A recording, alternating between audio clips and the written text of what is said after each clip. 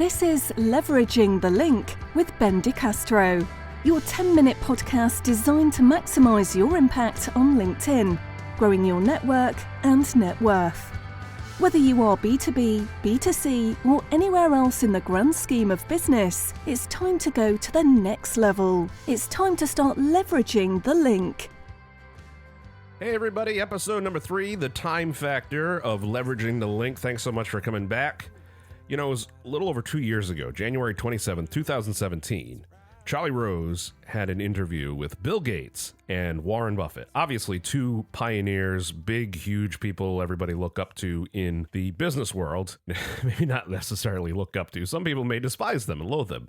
But either way, the whole interview is great. And there's a segment of the interview that have been shared many times amongst business types.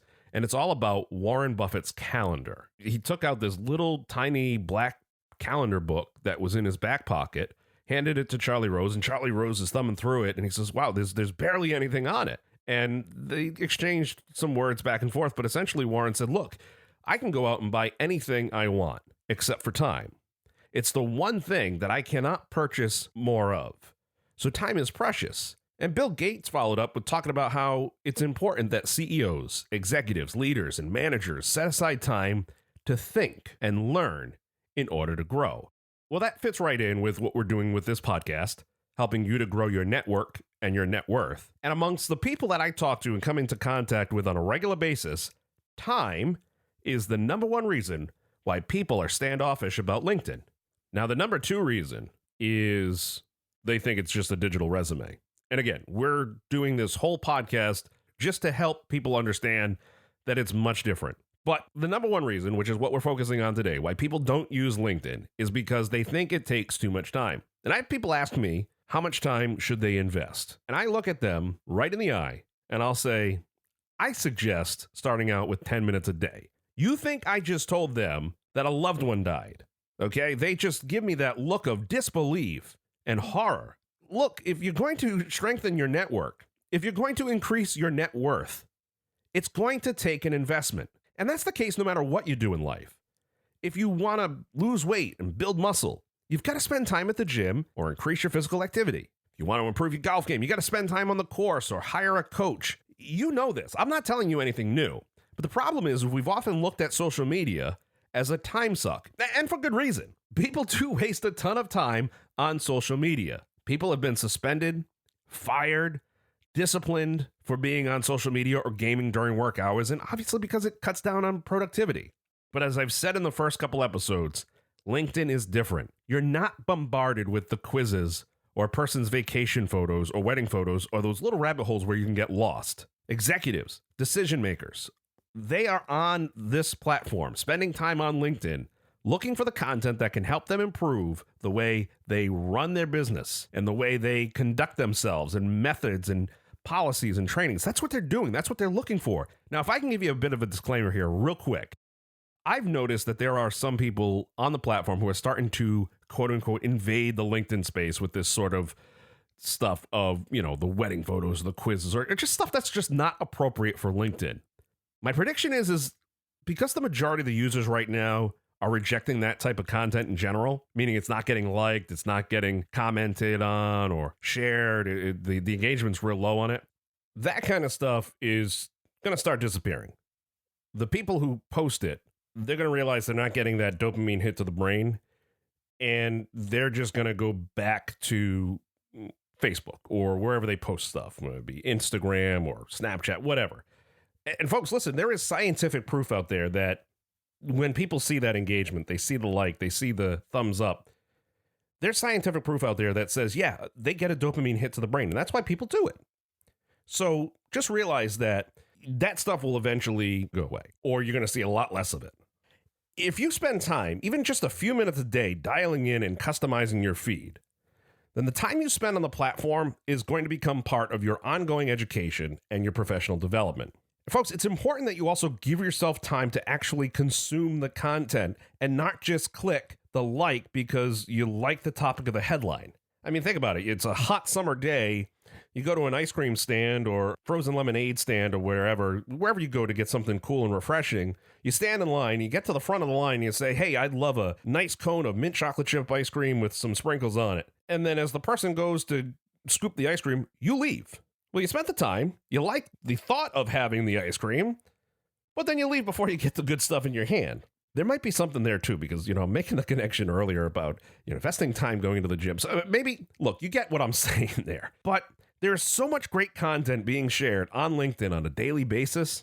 Investing time every day, even if it's just 10 minutes to curate and consume, that's going to yield you some major benefits. Abraham Lincoln said, if you give me 6 hours to chop down a tree, I'm going to spend the first 4 hours sharpening the axe.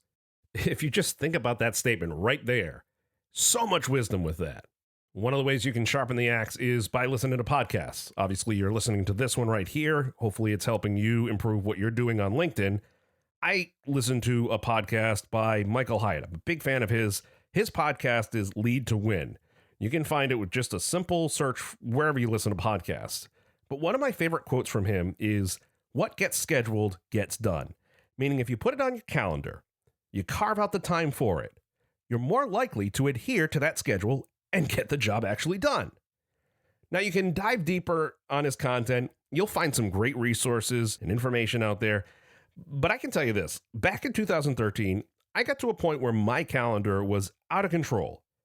I was just going at a pace that was unsustainable. I eventually made the decision to regularly schedule 1 hour per week, usually on a Monday morning, for calendar management. I actually blocked it out every week.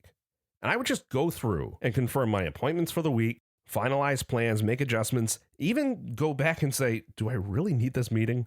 Do I really, can this just be solved over email or through a phone call? So I needed to invest that 1 hour at the start of each week so that the rest of the hours of the week were optimized for maximum performance. I know it's not exactly the Abraham Lincoln formula, with 2/3 of the time being devoted to sharpening the axe, but nevertheless, I put it on the calendar and did everything I could to stick to it. All right, it's about time to wrap up the episode, but the last thing I'll leave you with is this. I encourage you, of your daily time allotment for LinkedIn, I encourage you to take 1 or 2 minutes of that time and intentionally seek out posts from local connections or businesses. I'm talking about the businesses in your town or your city, however you refer to it, however you break it down, the area where you live. Take a minute or two each day and intentionally seek out a post or two from local connections. They may be photos of recent events or a highlight of a recent achievement. Maybe somebody got a promotion, whatever it is. Show the love and engage with those things. Like it. If it's within your nature, go ahead and post an encouraging comment. That is a huge, huge thing. They may not be in the same line of work that you do, but it will show incredible community support. I think it's a wonderful thing to do, and it's certainly a great way to help be neighborly. Just be kind. All right, on the next episode, we're going to talk about recommendations. Yes, the gold standard when it comes to LinkedIn. And I will share with you my secret hack to getting people in your network to write a recommendation about you. Huh? How about that? Thanks so much for listening to episode 3. Be sure you listen to Stephanie on the way out and just do what she says. I mean, she's got a great British accent. You have to listen, right? That's part of the rules, isn't it? Have a great week, everybody. You've been listening to Leveraging the Link. Ben DeCastro is an award-winning social media influencer. Follow Ben on LinkedIn, Facebook, YouTube, Instagram, Twitter, or at benjamindecastro.com. Be sure to click the subscribe button so you'll have the next podcast as soon as it's launched.